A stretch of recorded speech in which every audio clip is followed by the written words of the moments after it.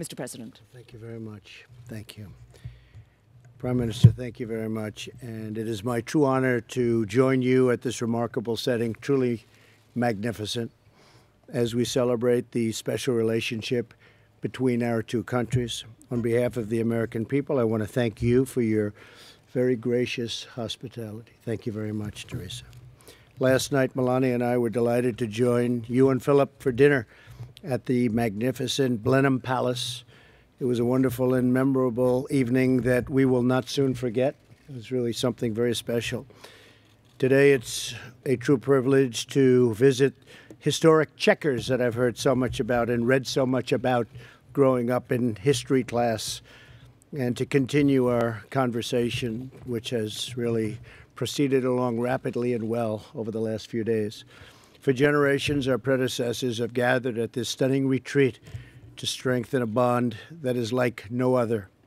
The relationship between our two nations is indispensable to the cause of liberty, justice, and peace. The traditions of freedom, sovereignty, and the true rule of law were our shared gift to the world. They are now our priceless inheritance to a civilization. We must never cease to be united in their defense and in their renewal. It was from right here at Chequers that Prime Minister Churchill phoned President Roosevelt after Pearl Harbor. In that horrific war, American and British service members bravely shed their blood alongside one another in defense of home and in defense of freedom. And together we achieved a really special, magnificent victory, and it was total victory. The Prime Minister and I discussed a range of shared priorities, including stopping nuclear proliferation.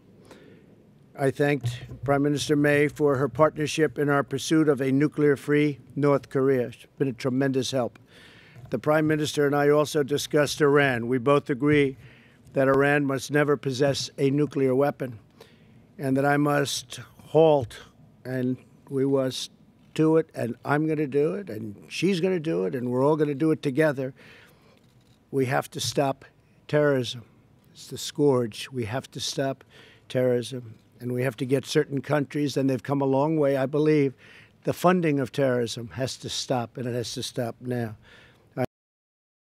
The United Kingdom and the United States are also strengthening cooperation between our armed forces who serve together on battlefields all around the world.